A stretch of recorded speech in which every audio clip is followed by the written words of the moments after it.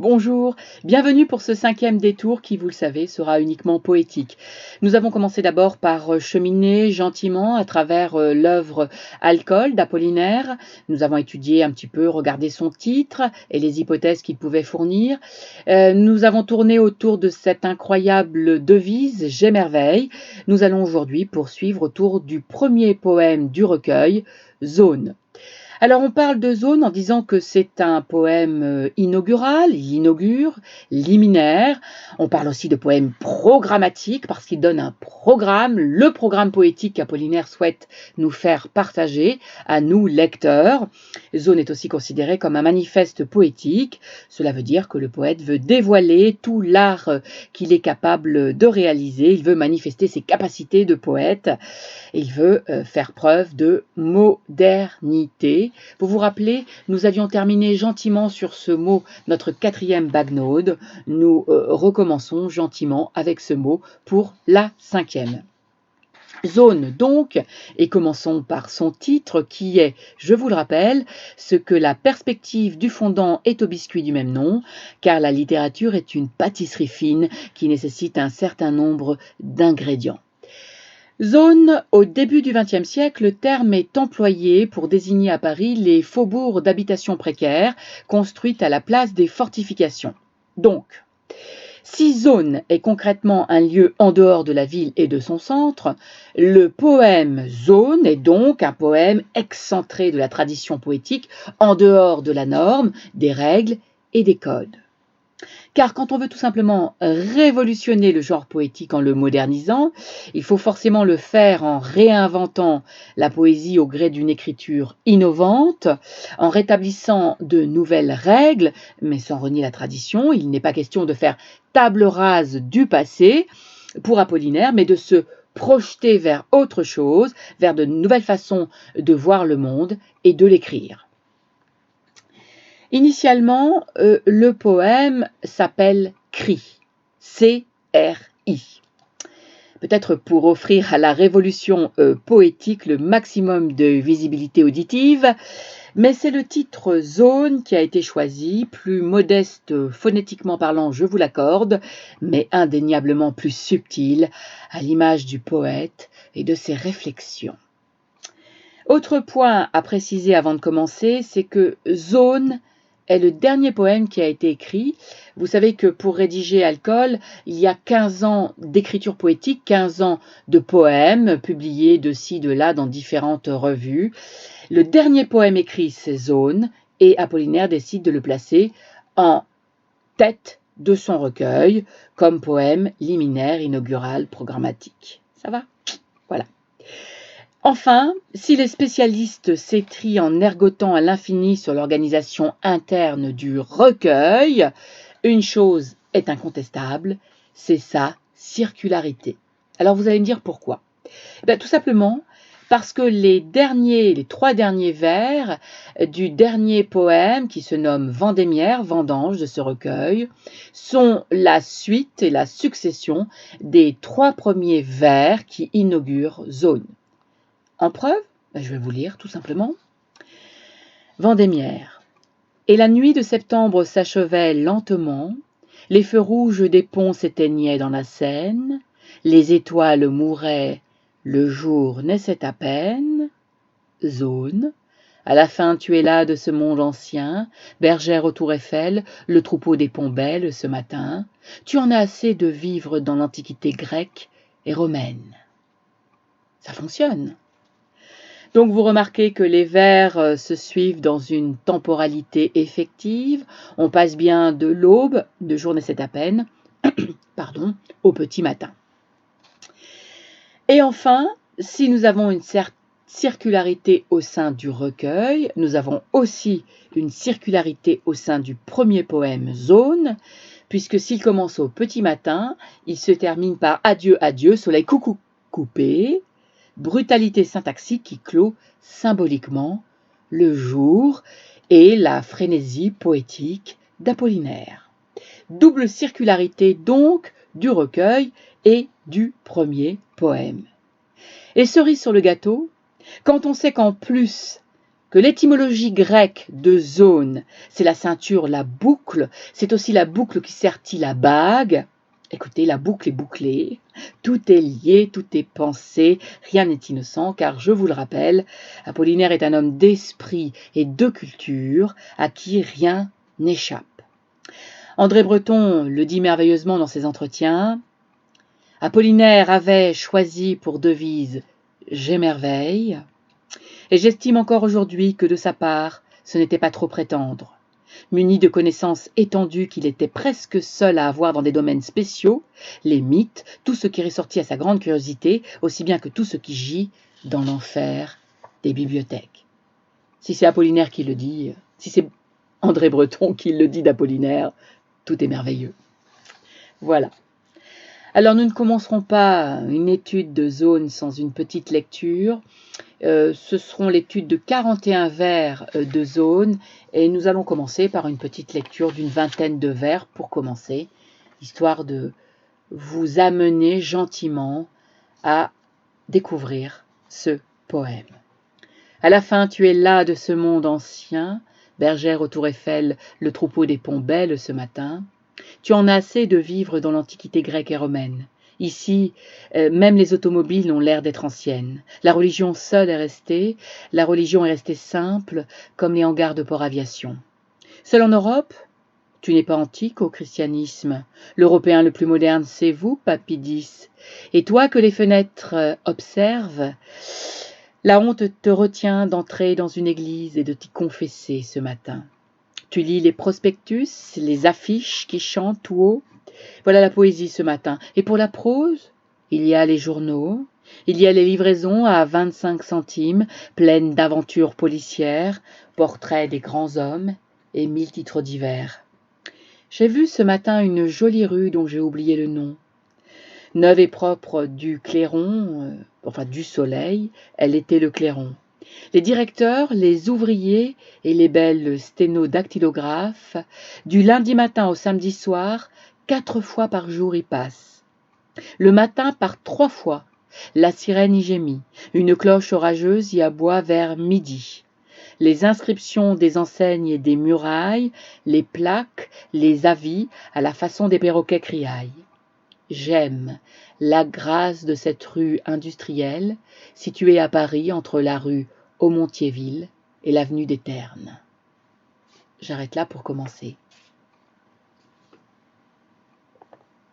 Et là, lorsque mon regard se relève pour se porter vers les vôtres, plein d'interrogations, d'étonnement, de curiosité et parfois de désespoir, rarement, mais de cette indifférence bonhomme matifiée d'agacement sournois, je me sens terriblement à ma place de professeur zonarde, errant dans les territoires incertains de la modernité poétique.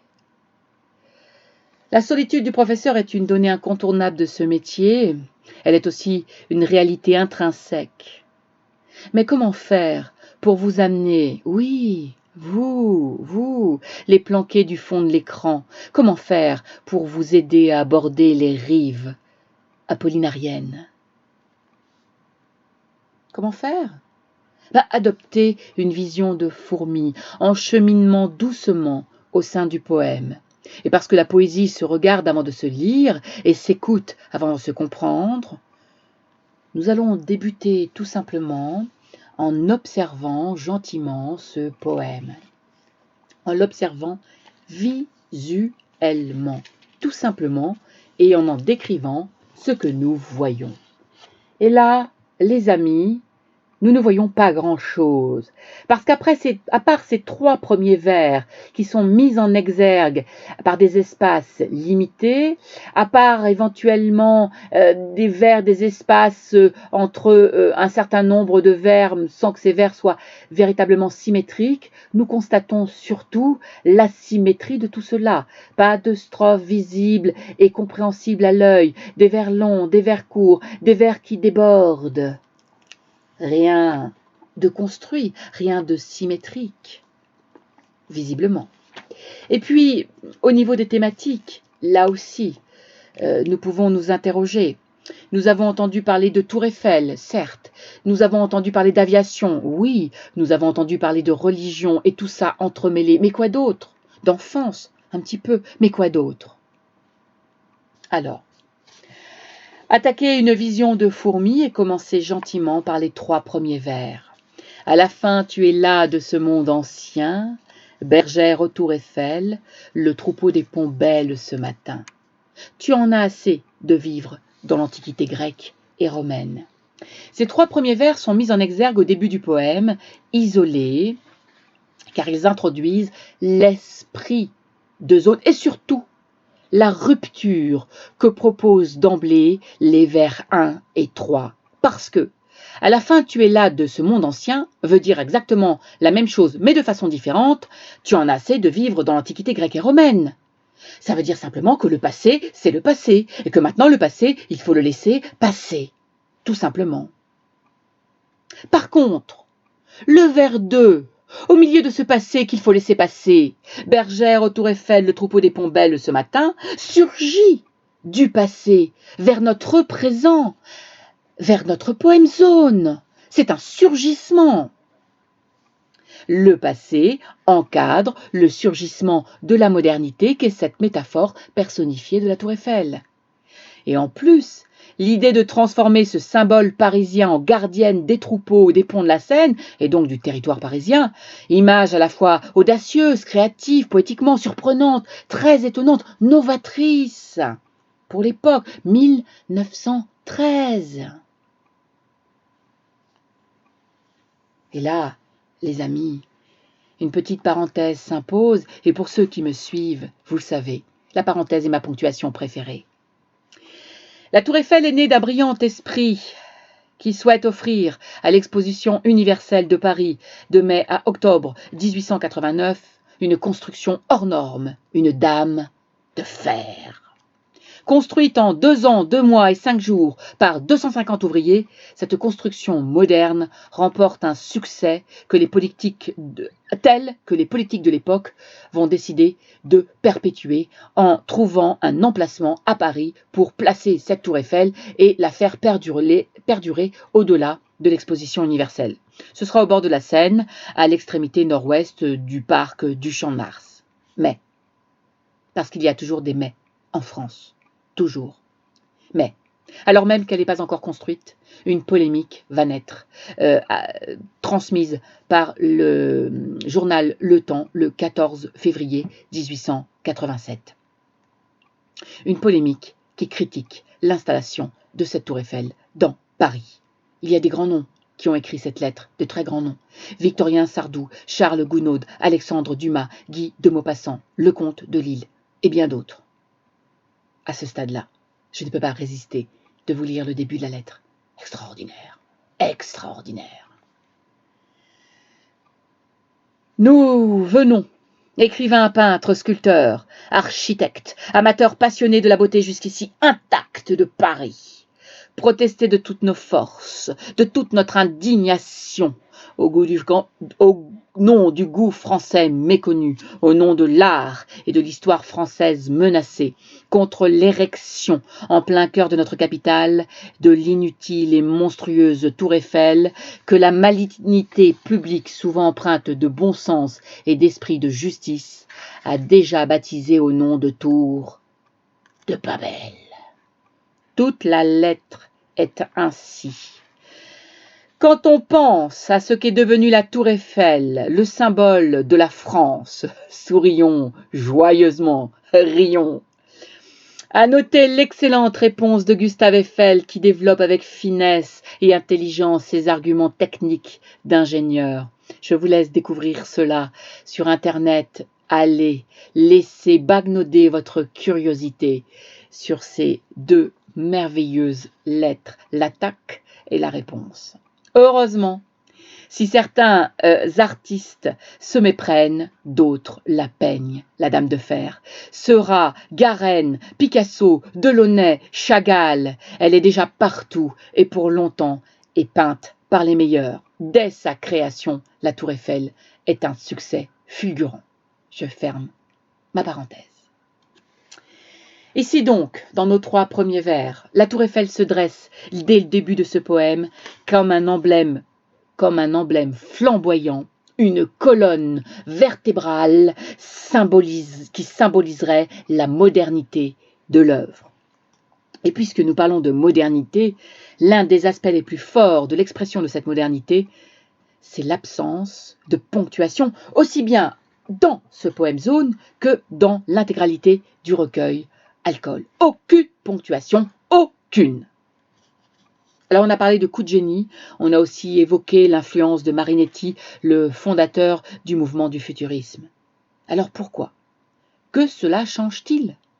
À part l'effet d'annonce, la pub faite par le fait qu'aucune ponctuation ne ponctuait les vers d'Apollinaire. Cela change beaucoup de choses, parce que premièrement, cela change votre lecture, votre rythme, la façon dont vous aurez de respirer ces vers, mais aussi parfois de les comprendre. Je vous donne un exemple tout simple, en partant du vers numéro 1. Je suis pétrie de classicisme, et malgré l'injonction de modernité d'Apollinaire, je décide de prononcer le premier vers de façon classique. À la fin, tu es là de ce monde ancien. À la fin, tu es là, 6 syllabes, de ce monde. Je ne prononce pas le E final de monde parce qu'il est suivi par une voyelle. En, si, un, alexandrin. J'ai prononcé ici la diphtongue par une diérèse, une double syllabe, et j'ai obtenu mon alexandrin. Par contre, à l'inverse, les amis, au contraire, je suis libre en tant que lectrice de répondre aux injonctions du poète et de sa modernité poétique. Je vais donc casser les codes classiques. À la fin, tu es là de ce monde ancien. Je prononce la diphtongue en une seule syllabe qu'on appelle une synérèse. Je suis là sur 11 syllabes, un endécasyllabe, et je suis une lectrice moderne dans la lignée d'Apollinaire. Vous comprenez? À noter aussi sur ces 3 premiers vers, s'il vous plaît, le petit pronom personnel « tu ». Qui est-il? À la fin, tu est là de ce monde ancien. Bergère au Tour Eiffel, le troupeau des Pombelles ce matin, le surgissement. Tu en as assez de vivre dans l'Antiquité grecque et romaine. Qui est ce tu? Qui est-il? Le lecteur? Ce serait bizarre. Le poète narrateur? Ça s'appelle l'énonciation d'un texte. L'énonciation, c'est quand on réfléchit à qui parle, à qui, comment. On regarde en général les pronoms personnels. Eh bien, vous savez quoi? On va se poser la question sur ces 3 premiers vers, sur ce tu étrange, et on va se garder la réponse pour un tout petit peu plus tard, parce que le nouveau programme m'oblige à faire maintenant les fameuses lectures linéaires que j'effectuais quand j'étais adolescente et qui n'existaient plus depuis des décennies, mais qui sont revenues. Parce qu'à l'éducation nationale, tout revient toujours. Tout est perpétuellement recommencement. Et donc, par conséquent, pour donner un petit peu de poids à cette étude de l'énonciation, je vais avancer dans l'analyse du poème et nous y reviendrons, mais nous le gardons en tête et nous le gardons au chaud. Je vais donc reprendre mon idée de ce petit triptyque, c'est-à-dire de ce triptyque qui évoque tout simplement la rupture initiale, surgissement de la modernité au milieu du passé, qui est ici l'emblème de ce poème Zone. Rupture aussi dans les images classiques, poétiques qu'on est habitué à entendre, puisque les thèmes traditionnels ici sont balayés d'emblée au profit des innovations techniques, mêlées à celui récurrent de la religion. Vous vous rappelez? Ici, même les automobiles ont l'air d'être anciennes. La religion seule est restée toute neuve. La religion est restée simple, comme les hangars de port aviation. Seul en Europe, tu n'es pas antique au christianisme, et l'Européen le plus moderne, c'est vous, Pape Pie X. Et toi, que les fenêtres observent, la honte te retient d'entrer dans une église et de t'y confesser ce matin. Donc, ce premier triptyque annonce les 2 grandes thématiques. D'abord, la thématique de la rupture, rupture avec le passé, nous l'avons déjà vu, mais aussi rupture avec les images classiques. La preuve, c'est que la Tour Eiffel émerge, la modernité émerge au milieu du passé. Alors cette thématique moderne ici, ce sont les innovations techniques qui sont symbolisées par le vers 4. Ici, même les automobiles ont l'air d'être anciennes. La religion seule est restée toute neuve. La religion est restée simple, comme les hangars de port aviation. Seul en Europe, tu n'es pas antique au christianisme. L'Européen le plus moderne, c'est vous, pape Pie X. Alors c'est compliqué parce que les automobiles ont l'air d'être anciennes, à peine arrivées sur le marché, elles sont déjà devenues obsolètes. C'est-à-dire que dans un monde où les innovations techniques accélèrent la marche de l'histoire, la nouveauté semble déjà périmée, irrémédiablement obsolète. Vous remarquerez quand même que l'aviation échappe à ce vieillissement, car elle permet tout simplement à l'homme de renouer à ce grand désir originel qui est celui de voler, aller vers le haut, vers le ciel, voler. Elle correspond à une aspiration profonde et fondamentale de l'homme. À noter aussi, bien sûr, cette image formidable, cet entremêlement d'images formidables et l'homologie entre la religion et l'aviation. Attention cependant avec l'allusion au pape Pie X. Ne faites pas de contresens là-dessus. Le pape Pie X n'était pas un pape moderne, pas du tout. Il était au contraire un ardent défenseur de la doctrine. Ce sont des propos plutôt optimistes du poète. Il n'y a pas non plus de critique ironique de la religion ici, car Apollinaire place la religion au-dessus du débat de la modernité. La religion n'est pas inscrite dans le temps, elle est permanente, elle ne peut donc pas vieillir. Le sentiment religieux est éternel. Donc ici, vous avez remarqué le choc, le surgissement d'images improbables et étonnantes qui se confrontent et qui s'exacerbent. Aviation, religion. À ce stade de l'analyse, il va falloir aussi expliquer ce qu'il se passe à partir de ce vers 9. Et toi que les fenêtres observent, la honte te retient d'entrer dans une église et de t'y confesser ce matin. Comment comprendre ce poème qui désarçonne tellement ses lecteurs? Eh bien, de façon toute simple, en observant.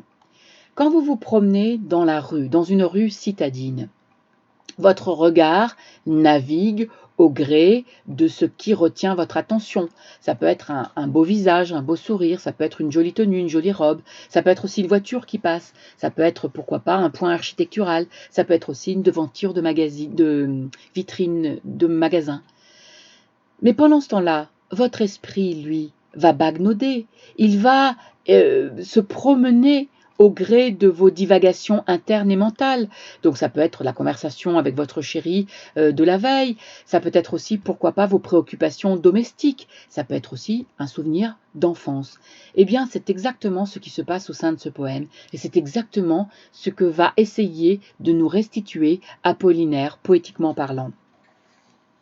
À savoir qu'on a d'un côté le poète-narrateur qui va marcher dans Paris et qui va décrire ce qu'il voit, c'est ce que l'on va appeler, nous, la déambulation physique, et de l'autre, le poète qui va réfléchir, qui va croiser ses divagations mentales, notamment celles consacrées à son enfance et à la religion, et c'est ce que l'on va appeler les déambulations mentales. Et ce qui est aussi difficile dans ce poème, c'est que le poème débute par les divagations mentales. Mais nous allons commencer par le plus simple. Nous allons commencer par la déambulation physique, dans un Paris populaire, dans un Paris cosmopolite, urbain, populaire. Donc à partir du vers 9. Et toi que les fenêtres observent, la honte te retient d'entrer dans une église et de t'y confesser ce matin. Tu lis les prospectus, les catalogues, les affiches qui chantent tout haut, voilà la poésie ce matin. Et pour la prose, il y a les journaux, il y a les livraisons à 25 centimes, pleines d'aventures policières, portraits des grands hommes et 1000 titres divers. J'ai vu ce matin une jolie rue dont j'ai oublié le nom. Neuve et propre du soleil, elle était le Clairon. Ce qui est intéressant ici, c'est que nous avons véritablement un itinéraire qui est balisé, qui est précis, avec des images de Paris concrètes. La Tour Eiffel est là, mais nous avons aussi des allusions topographiques. Les hangars de Port Aviation ont véritablement existé de 1909 à 1919. Ils se situaient dans la commune de Viry-Châtillon en Essonne. La rue Aumont-Thiéville a existé, l'avenue des Ternes existe encore. Donc, n'oubliez pas qu'Apollinaire était un marcheur invétéré. Il a parcouru les rues parisiennes avec bonheur, s'enivrant de leur énergie et des tableaux divers avant de les restituer dans son univers poétique. Ce qui intéresse aussi le poète, c'est la rue industrielle, c'est-à-dire une rue populaire, cosmopolite, urbaine, une rue où se croisent les différentes classes sociales. Vers 14, portrait des grands hommes. Vers 17, les directeurs, les ouvriers et les belles sténo-dactylographes. Nous avons aussi ici une ville qui est une ville lumineuse, une ville colorée. D'abord colorée par le soleil, au vers 16, mais colorée aussi par toutes les inscriptions, des enseignes et des murailles, colorée aussi par les prospectus, les catalogues, les affiches, vers 11, vers 12. À l'image d'une rue, c'est une rue bruyante, grouillante, sonore. Nous avons les clairons au vers 16, nous avons la sirène qui gémit, vers 19, nous avons vers 20 la cloche rageuse qui aboie, nous avons vers 22 les perroquets qui criaillent, nous avons aussi les plaques qui claquent. Bon. C'est un univers quotidien qui est décrit, la ville moderne devient donc un sujet poétique à part entière, mais le regard du poète transforme en images insolites et novatrices ce qu'il voit.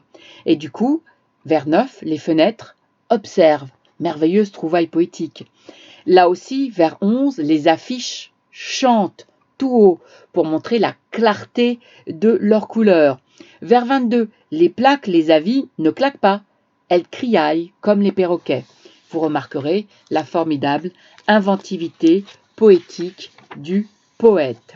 Ici, l'éloge du quotidien est métamorphosé par l'ivresse poétique. Vous vous rappelez de notre titre Alcool ? L'ivresse des sens, l'ivresse des sensations, l'ivresse poétique. Vous remarquerez aussi que cette déambulation s'effectue de façon horizontale, à l'image de la marche. La ville est observée à hauteur d'homme. Elle est bruyante, elle est animée, elle est décrite comme telle. L'inspiration cubiste n'est jamais loin. Les images sont très visuelles, les tableaux sont composés par des petits fragments de ce qu'il voit en déambulant dans les rues de Paris. On a une juxtaposition, un télescopage des images. Les prospectus, les catalogues, les affiches, vers 11, les inscriptions des enseignes et des murailles, vers 21.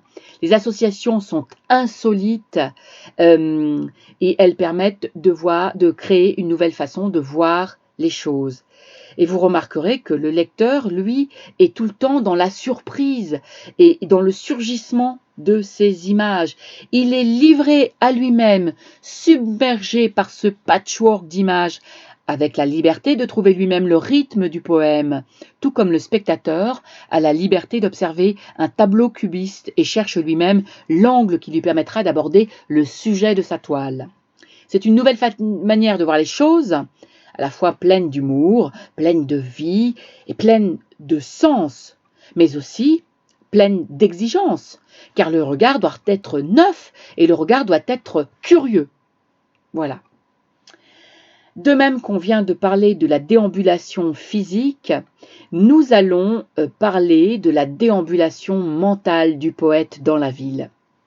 Et cette déambulation mentale est surtout consacrée autour de la religion et des souvenirs d'enfance.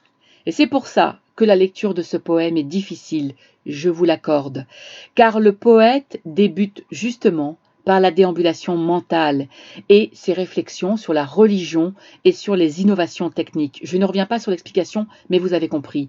Et du coup, le lecteur néophyte est décontenancé et se demande à juste titre où il va et où il est mené.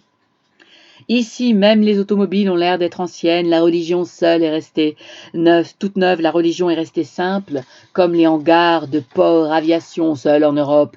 Tu n'es pas antique, ô christianisme, l'Européen le plus moderne, c'est vous, Papidis. C'est difficile de commencer par là. C'est-à-dire que quelque part, Apollinaire commence par ce qui est plus difficile, c'est-à-dire entrer, pénétrer dans sa tête, dans son esprit. Pour poursuivre cette déambulation mentale, on a dans ce texte une énonciation multiple qui crée un malaise et renforce le sentiment d'incompréhension du lecteur. Vous vous rappelez, on avait parlé du pronom personnel tu au début, au vers 1 et au vers 3. Eh bien, on en a un autre qui n'a rien à voir et qui complexifie les choses. Seul en Europe, tu n'est pas antique au christianisme. Il est évident ici que ce tu s'adresse à une entité particulière, le christianisme. Mais en plus de ce tu, alors on a d'autres tu aussi. Voilà la jeune rue et tu n'es encore qu'un petit enfant. Ta mère ne t'habille que de bleu et de blanc. Tu es très pieux et avec le plus ancien de tes camarades René d'Alise, vous n'aimez rien tant que les pompes de l'église. Le tu ici succède au vous pluriel, Apollinaire et René d'Alise. Pourquoi au fait habillé en bleu et en blanc? Dans les familles catholiques, on protégeait les enfants symboliquement en les habillant en bleu et en blanc. Le blanc la pureté, le bleu la couleur de la Vierge Marie, pendant quelques mois, voire quelques années, pour placer les enfants sous la protection de la Vierge Marie. Donc, je reviens à mon tu. Nous avons aussi un je, pronom personnel je. J'ai vu ce matin une jolie rue dont j'ai oublié le nom. J'aime la grâce de cette rue industrielle. Donc, ce je, pronom personnel et ce tu, c'est une seule et même personne, un émetteur et un destinataire, le poète. Ce poème se présente comme un long monologue intérieur, dialogue entre soi et soi, déambulation intérieure durant laquelle le poète se parle à lui-même au fil des pas et de sa baguenaude. Eh bien oui, c'est exactement ce qu'on fait le matin lorsqu'on arrive dans la salle de bain et qu'on se rencontre soi-même devant la glace. Petit moment de stupeur. Dis donc ma chérie, tu as l'air vraiment très très fatiguée. Il va falloir faire quelque chose et rapidement. Quand je dis tu, je sais que je parle de moi, je ne suis pas folle, d'accord? Et ce tu, c'est je. Eh bien voilà, c'est exactement ce que fait Apollinaire. C'est plus facile quand on le comprend, mais sur le coup, quand on le lit, ça n'est pas si simple à décrypter. Donc, à ce stade-là aussi, je suis obligée de vous parler des analyses des chercheurs qui cherchent et qui trouvent sur Apollinaire. Beaucoup de gens ont parlé, beaucoup de chercheurs et beaucoup d'analystes disent que ce jus et ce tu, ce sont l'évocation des problèmes d'identité d'Apollinaire. Et oui, Apollinaire porte le nom initial de sa maman. Il a été baptisé sous le nom de Guglielmo Apollinare Alberto de Krostrovitsky. Son père est inconnu, quelques noms ont circulé, mais enfin, comment voulez-vous savoir quel est le nom de son père si lui ne sait pas? Comment voulez-vous que nous, lecteurs, puissions l'apprendre? Voilà, il s'est beaucoup interrogé dessus, ça l'a beaucoup interpellé, bref, j'accepte aussi, pourquoi pas, cette position. Je vous la livre en tout cas, de façon à ce que cette analyse soit le plus complète possible. Bref. Si le poème s'effectue au rythme de la marche, d'où son apparente déstructuration, s'il offre une succession d'images, souvenirs juxtaposés qui s'organisent en instantanés multiples, ce sont toujours les réflexions d'une seule et même personne que l'on a et que l'on suit. Que ce soit clair une fois pour toutes. Enfin, autre problème qui complexifie beaucoup la compréhension du poème, c'est le brouillage temporel qui s'effectue tout au long de ce poème. Pourquoi? Parce que tout simplement, quand vous regardez bien, la plupart des verbes sont au présent indicatif ou au passé composé. Toi que les fenêtres observent, tu lis les prospectus, tu n'es encore qu'un petit enfant, tu es très pieux. Même quand il s'agit d'évoquer le passé. C'est-à-dire que le passé et le présent sont mis sur un même plan et sont évoqués grâce au temps du présent. Présent, passé composé. Le passé est éliminé, il n'y a aucune dimension, c'est-à-dire que la dimension temporelle est aplanie, tout est volontairement placé au même niveau. Eh oui. Donc la déambulation physique plus la déambulation mentale donne l'originalité de ce poème, mais aussi l'approche et son décryptage parfois ardu. Tout cela concourt à son décryptage parfois ardu, puisque vous savez d'autant plus qu'on commence par la déambulation mentales, c'est-à-dire ses préoccupations religieuses, ce qui donne au premier vers un sentiment de difficulté, forcément de compréhension. Donc le lecteur qui se trouve plongé dans ce poème, au milieu des tumultes des rues parisiennes, se trouve aussi plongé dans le chaos mental du narrateur promeneur qui se déplace, voit, réfléchit et pense. Et parce que j'aime toujours dire les choses de façon différente, on a affaire à un poème qui serait un collage, montage et mental de tout cela.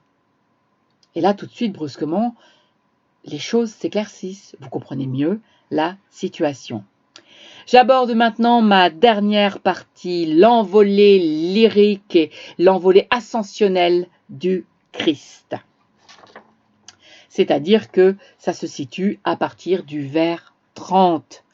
Vous priez toute la nuit dans la chapelle du collège, tandis qu'éternelle et adorable profondeur améthyste tourne à jamais la flamboyante gloire du Christ. C'est le beau lys que tous nous cultivons, c'est la torche aux cheveux roux que n'éteint pas le vent, c'est le fils pâle et vermeil de la douloureuse mère, c'est l'arbre toujours touffu de toutes les prières, c'est la double potence de l'honneur et de l'éternité, c'est l'étoile à 6 branches, c'est Dieu qui meurt le vendredi et ressuscite le dimanche. C'est le Christ qui monte au ciel mieux que les aviateurs, il détient le record du monde pour la hauteur. Alors, vous remarquerez ici l'utilisation anaphorique du présentatif « c'est ». C'est le Fils, c'est l'arbre, c'est la double potence, c'est l'étoile, c'est Dieu, c'est le Christ, du vers 33 au vers 40, qui permet d'introduire, de réintroduire la dimension verticale qui était à l'initiale grâce à la tour Eiffel, et qui est ici introduit la dimension visuelle du réseau d'images qui entrelace notre partie de poème. Ce procédé d'insistance crée une répétition de sons à valeur incantatoire. L'incantation dans les pratiques primitives religieuses visait à changer l'ordre du monde. Le christianisme l'a repris sous forme de la litanie, les longues prières à caractère monotone et répétitif qui sont censées remplir l'église des chants religieux. Donc c'est renvoie à la double dimension, à celle de l'expérience du vivant et celle de la permanence du symbole à l'intérieur du vivant. Alors je vais simplifier, c'est à la fois la dimension physique et la dimension symbolique des éléments qui sont évoqués. Le lys, symbole biblique et symbole du royaume de France. Longue fleur à longue tige avec une fleur blanche. C'est la torche, la flamme ici est comparée implicitement à la couleur rousse des cheveux du Christ. C'est le Fils pâle, c'est Jésus-Christ. C'est l'arbre, symbole de lien entre la terre et le ciel, symbole d'intermédiaire. Dans le chamanisme, l'arbre, c'est celui qui est ancré profondément dans la terre, c'est celui aussi qui pousse vers le ciel, sa végétation. Il est un symbole intermédiaire. C'est la double potence de l'honneur et de l'éternité, ici dans le symbole de la croix dont les branches sont abstraites, honneur et éternité. C'est l'étoile à 6 branches, par contre c'est l'étoile de David, roi biblique et symbole judaïque. C'est Dieu, et puis c'est le Christ avec cette envolée lyrique ascensionnelle quand elle s'achève par l'image étonnante du Christ aviateur, symbole de résurrection. C'est le Christ qui monte au ciel, mieux que les aviateurs, il détient le record du monde pour la hauteur. On remarque ici la religion, le mythe et l'innovation technique s'entrechoquent avec humour et cocasserie. C'est une invention poétique qui préfigure bien évidemment les surréalistes. Cette image a beaucoup plu, elle est formidable, elle est pleine d'inventions, elle est pleine d'humour. C'est Christ qui bat des records du monde de hauteur, c'est quand même assez formidable. Donc après cette litanie sur le monde moderne et cette poétisation de l'urbain, on a l'affirmation non sans humour de la permanence du spirituel. Vous noterez l'envolée lyrique, vous noterez la verticalité des objets et des images, vous noterez l'aspect ascensionnel de la poésie qui est mis en place ici par Apollinaire. Enfin, Le travail poétique effectué renforce la litanie et le lyrisme. En plus, bien évidemment, de l'effet litanique de la répétition du présentatif c'est dont on a déjà longuement parlé, il y a tout un travail de rime interne dont la répétition de ces participe. Il est doublé du travail poétique à l'œuvre. Hein. On a quelques rimes fixes ici qui sont des rimes pauvres pour la plupart du temps. Améthyste, Christ, mère, prière, aviateur, auteur. Mais ces rimes ne sont pas systématiques. Il y a surtout tout un travail d'assonance en ou. Assonance, c'est la répétition des voyelles. Douloureuse, touffue, double ou encore en heure, honneur, meurt. Et puis, on a aussi des assonances en i, si, vendredi, Christ, mais on a aussi tout un travail au niveau des allitérations, la répétition des consonnes, la liquide L, qui est plutôt douce, fait écho au labial B, mais aussi aux allitérations en M et N, bref, tout un travail d'écho sonore qui renforce la richesse phonétique, symbolique, qui renforce aussi toute l'intensité et la subtilité de ce poème. Voilà.